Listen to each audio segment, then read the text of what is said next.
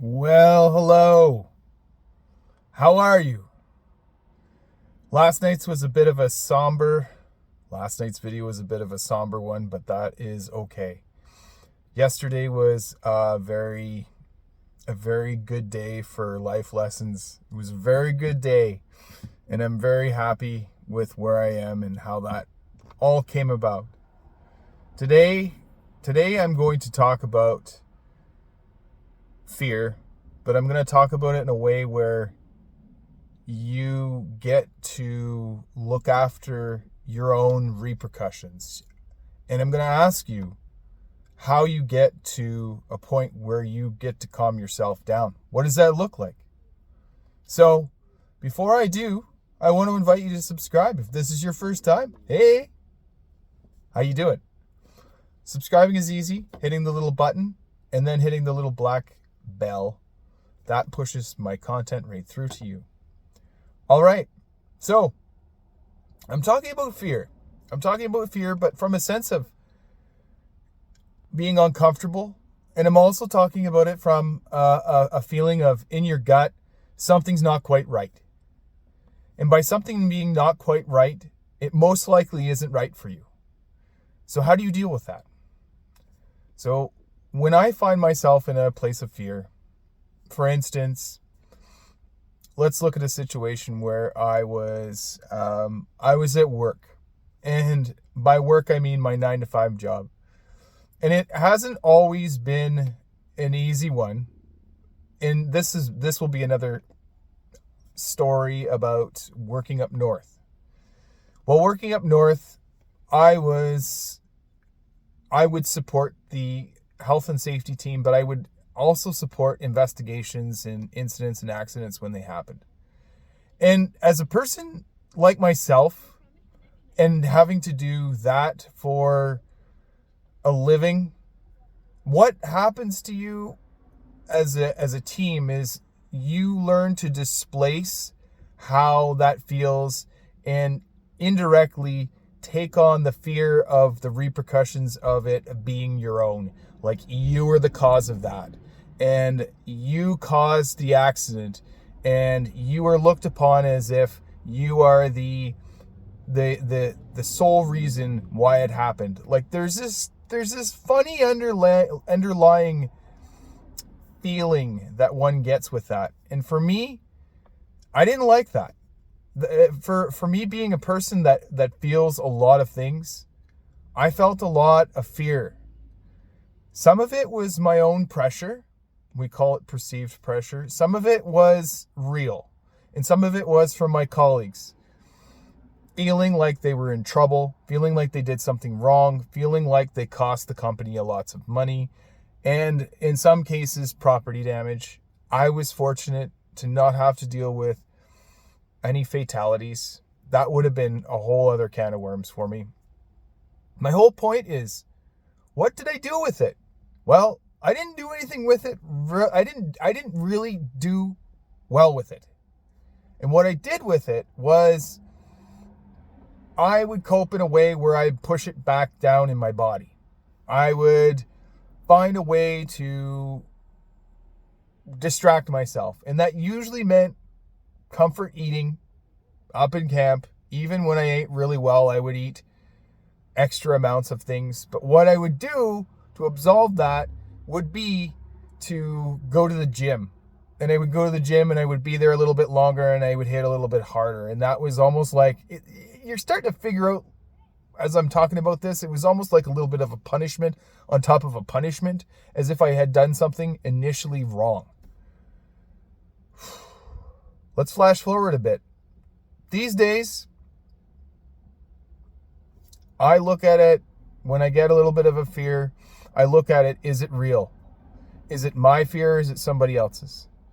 Am I taking on somebody else's unbeknownst to myself? Am I subconsciously running a program where I feel like it's my fault? But what I do differently is this. I am able to, if it's mine, forgive myself. I am able to look at it from a lens of, what is it?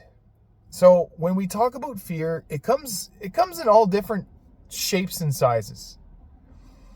Sometimes it comes in sadness. Sometimes it comes in anger. Sometimes it comes in bolts of anger and people just get really obnoxious.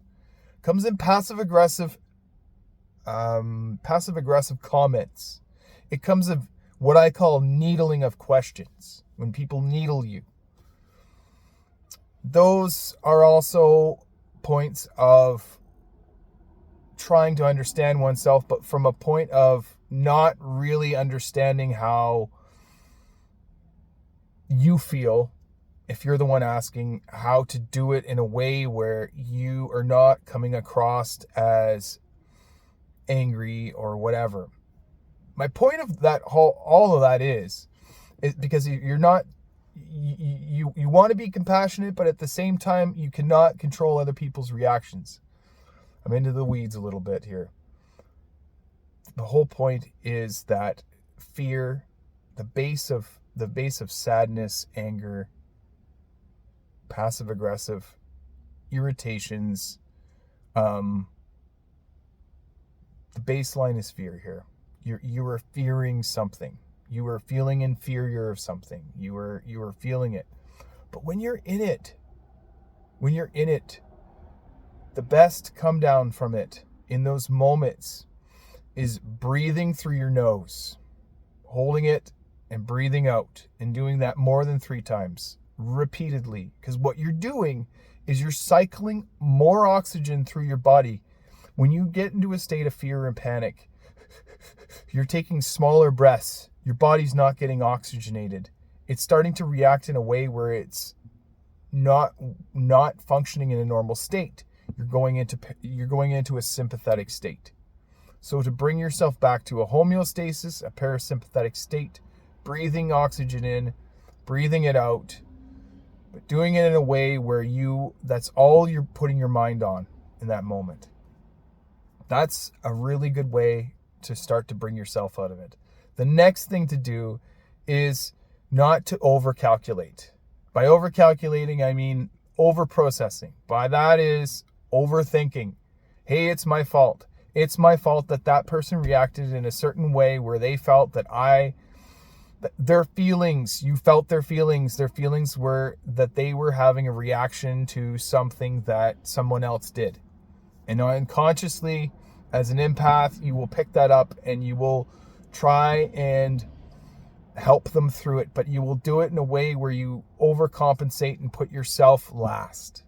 Okay?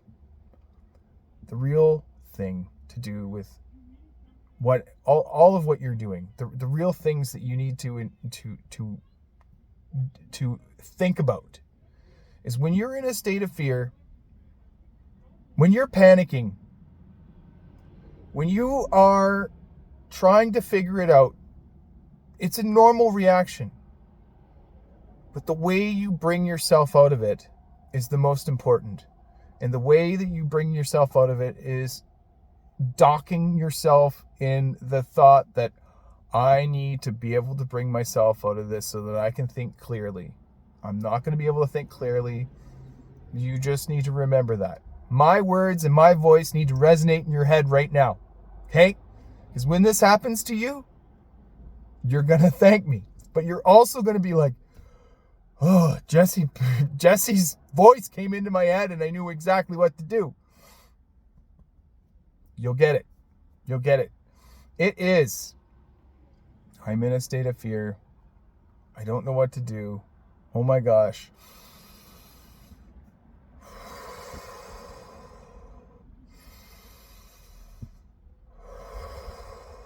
It's cycling through your breasts and bringing that oxygen and bringing it into your body so that you can equip your body with more oxygen so that you can get your brain to function in a way where it has more oxygen so you can think. And then when you get there, what you do after that is most important. What do you think you're going to do after that? You're going to start what I call the forgiveness process. You're going to start to acknowledge what is yours. How do you do that? I need you to watch some of my other videos that I've previously done because those are good tips and tricks. The main point is here. When you start to forgive yourself, you start to give yourself permission to let things go. You start to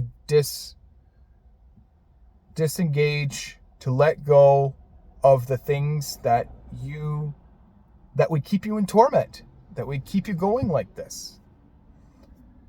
And when you do that, you also start working away at the residue, and by residue I mean the leftover thoughts and anger and sadness and whatever else you have going on there. You start to let it go.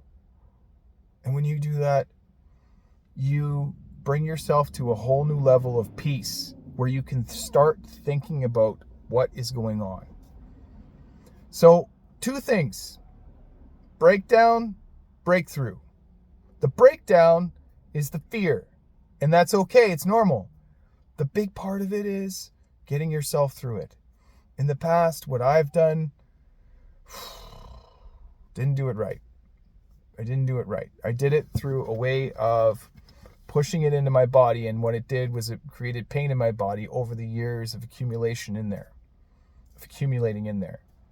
What I needed to do was to be able to find a way, a medium, to be able to transition myself out of it. So think of breath work as a vehicle for getting yourself out of the fight or flight, the fear, so that you can transition to a place where you will be able to think about, okay, this is what I need to do. This is how I need to proceed forward. This is how I can carry on. When you do that, all your solutions start coming to you. All of them. All of the great, wonderful thoughts that you will have pulling yourself through from that will happen. I hope this made sense to you. And if it didn't, I'd be happy to further help you, further clarify it, and if needed, create another video in future where it's even more specific on how to do this. Because it really is easier than you think. And it all is your mind being so powerful, going, I can't do this. And when you start saying that you can't do it, you're right. But when you start saying, I can do this, maybe I can do this, I can do this, I can get myself through this, you start to believe it. And when you start to believe it, you start to proceed through it. You start to give yourself permission and a plan. And that, my friends, is the gold you seek. I'm going to leave it there. Let's do this. And also, if you're at a place where you're just like, you're saying, I don't know how to proceed forward with some of this stuff. I need some help. I want to help you. I want to help you through this. Reach out to me. Contact me. Valiant Wellness. Valiant Wellness will help you through this. TheValiantLifestyle.com will help you through this, because I will pick up on the other side and we will do this together. Okay. Take care. Let's do this. Be good. I love all you guys. Keep the comments and feedback coming.